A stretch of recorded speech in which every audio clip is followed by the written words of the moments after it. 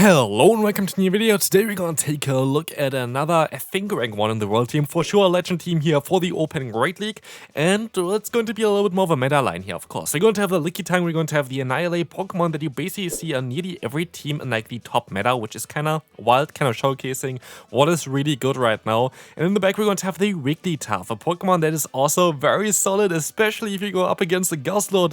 Poor opponent here, nothing they can do about this one. Of course, they would be able to learn Sludge Bomb, but nobody is running this, and so they're gonna actually get a defense drop. I don't really care. We got already one Pokemon down here, and in comes a Lanturn, and so we know the entire team of the opponent. We can align ourselves accordingly, and so this is already going to be a great first match for us.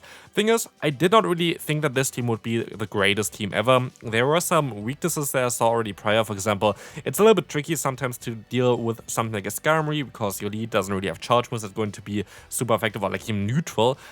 Also, you're going to have the Charmer in the back, which is going to be a little bit tricky, and your Annihilate is kind of your only decent answer, which also dies to any kind of flying type move. So I was a little bit worried, and I was worried for nothing. Like, honestly, this team was amazing. I went way positive with this team, and maybe I could have been even better if I played it for a little bit longer, but like this team was so solid. Like, if you have the Pokemon, for sure try it out. One thing that was a little bit awkward sometimes were like the flying type Pokemon. Like, flying type Pokemon can be a little bit tricky for this team, but it's not going to be like neck breaking anyway. Here we're going to be able to go for another Body Slam with our Wigglytuff to win this first battle, as you can knock out the opponent's first Pokemon. Lanturn coming in, one counter, and goodbye. Moving on to the next opponent, Annihilate in the lead. This is something that is also a little bit tricky, I guess. Depends on really what you want to do here. The issue is that quite a lot of people, especially in the lead, are starting to run the close combat variant of Annihilate. Here the opponent decides to swap out into their own Wigglytuff, and so I can go into my own Annihilate, go for one Night Slash here, and hopefully I'm gonna get the boost. If I get the boost, it's going to be kinda nice for me, so let's see. The opponent is going to let this move go through, and we don't get the boost, but we still should be able to farm down without really an issue. They can go for a Power Whip, but do I care? I do not. And so the cool thing here is, while the opponent would be able to still go for a charge move here and they win CMP tie, which is a little bit annoying. You kind of want to have an attack-weighted Annihilate anyway, which I don't have yet. But they're gonna get the boost here. And so, because, as said before, a lot of people are running close combat nowadays, in the lead especially, I decided to use a shield here. It was just a Night Slash, but better be safe than sorry, I felt like there. But they're going to have in the back the Alolan Sand Slash. And this can be a little bit tricky, but also it is great that they are not running Powder Snow.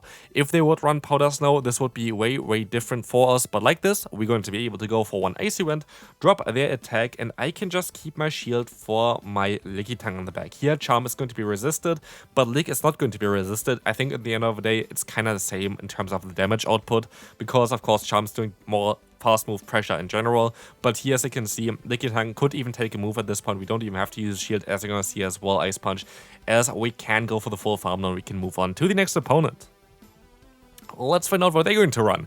This is one of the biggest issues for this team, but it's a rare Pokemon to see. Like, it's going to be a Talonflame. It's actually kind of nice to encounter it in the lead. Why? Because the matchup against Wigglytuff is still fairly neutral. It is a little bit awkward, especially in the two-shield scenario, just because the Incinerate damage after the buff of it kinda does quite a lot of damage here. Maybe I would have been able to outspeed them to the Body Slam there, but I didn't really want to risk it. They're gonna go for another Flame Charge, and now they can maybe farm me all the way down.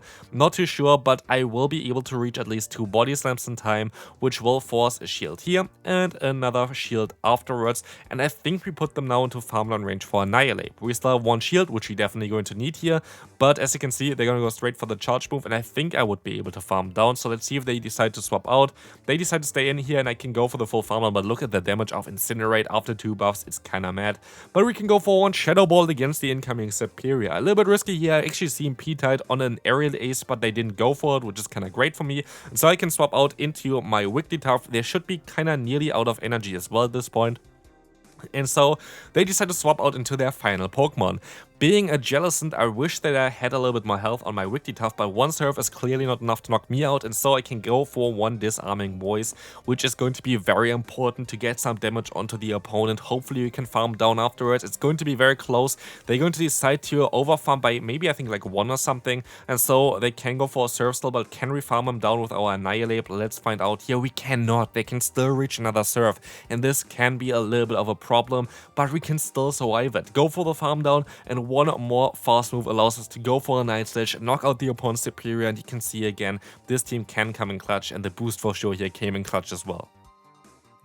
Moving on, let's see. And the next opponent, we're going to have a battle that was actually, honestly, I don't really know how this battle really happened there. I kind of want to analyze it a little bit more now because I was a little bit confused while I did this battle, what was happening in general. But we're going to see here that the opponent can go for a Moonblast. We usually outspeed them, I think, with our Body Slam. The opponent makes a great play catching this move on the Sand Slash. So far, so great for me because I can still swap out into my Annihilate. And honestly, maybe I should have used a shield here, but I think it's kind of fine. We can still take a move. And again, like, they're going to go back into their fairy type anyway, so I feel like this is going to be the right call to go for. So, I'm kind of worried that there might be another Steel type in the back, but as you can see here, we can CMP tie onto the opponent with our Night Slash, which is going to be... Oh, actually, it's not even a CMP tie, but I can still actually get another charge move off against the opponent, which is kind of nice. Grass not coming through.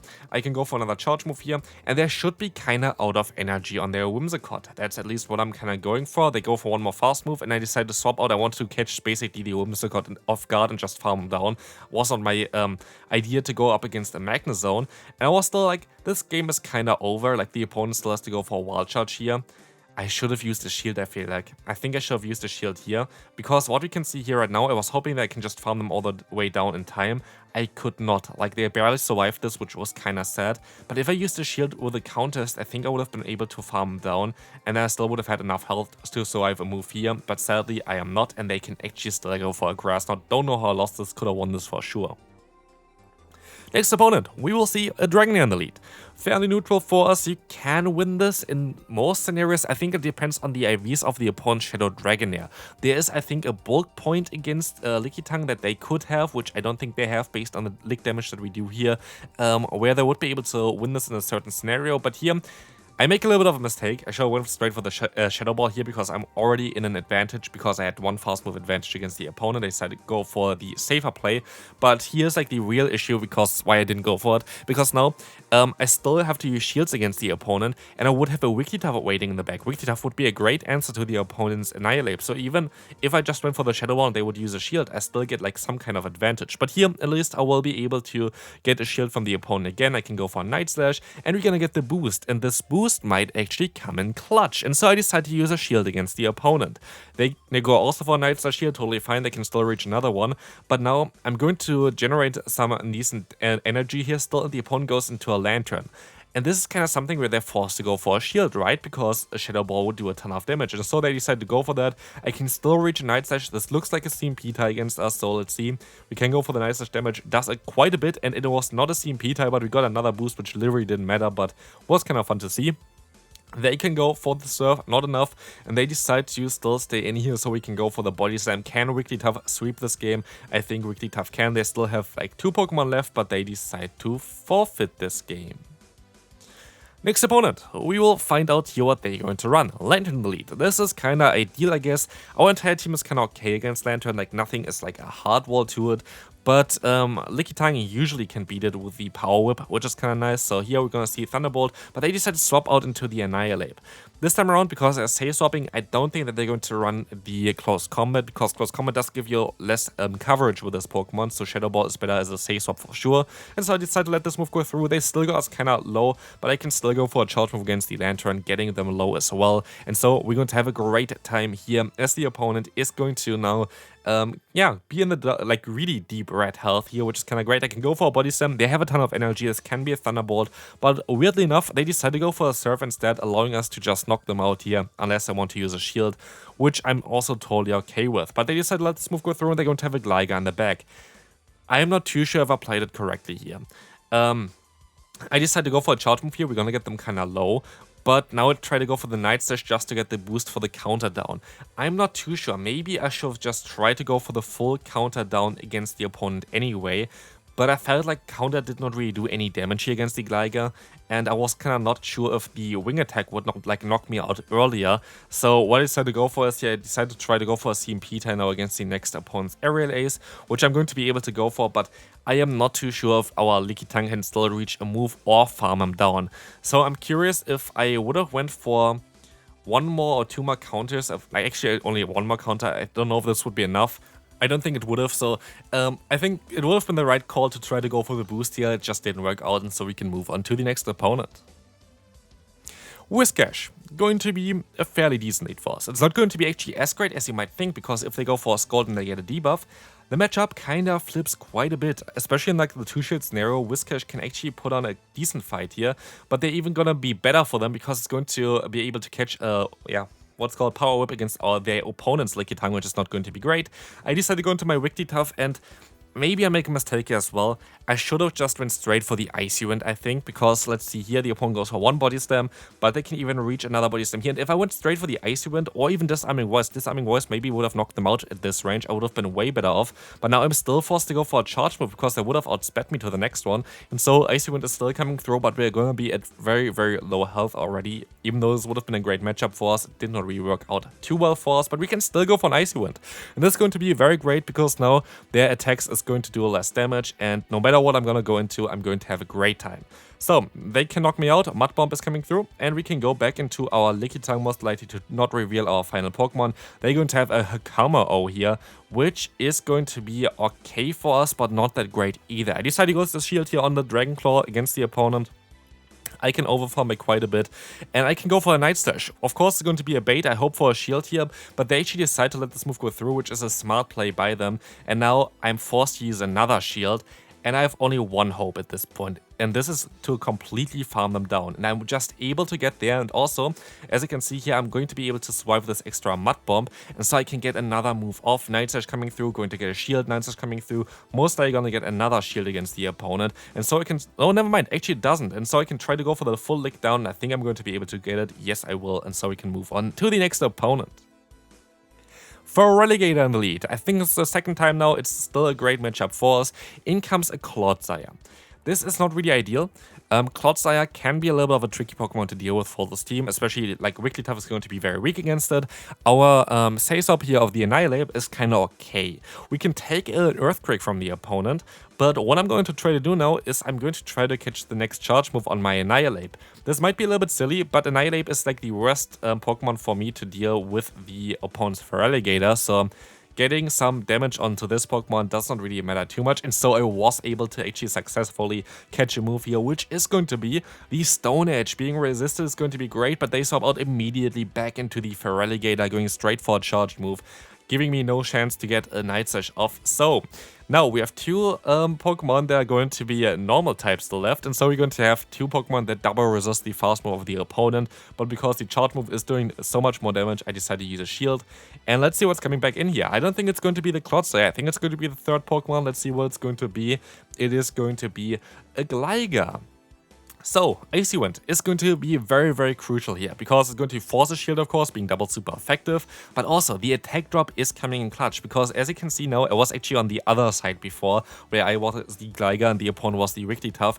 The fast move and the charge move are both not really doing that much, and so we can take another move, which is really important for us, and we can still try to keep one charge move stored, as I would win CMP-Tai, as far as I know, and I can take another move here. Aerial Ace, not going to do enough, and so I can go for a Body Slam, and at this point, I think this game is over. Like, I don't think the opponent has a chance at all anymore, and so they're going to let this move go through. Clodsire is coming in, and they decide to forfeit.